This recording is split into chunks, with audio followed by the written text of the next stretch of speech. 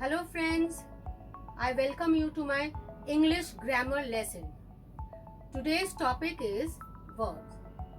So let's get started. What is a verb? A verb is a doing word. Verbs, action words. Doing or action words are called verbs. They describe an action and tell us what people, animals or things do.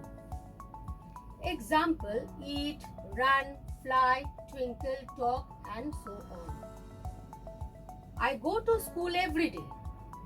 Apples grow on trees. The rabbit hops away. Now you see, go, grow, hops. These are all action words.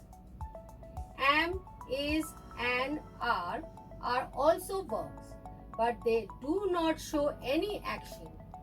These are called linking verbs and they join two parts of the sentence. Example, I am 10 years old. Sam is helpful. We are going to the zoo. Now here am, is, are all are linking verbs. There are some more linking verbs like was, were, be, being, been and so on. This is all for you today. Please like and subscribe my channel. Thank you.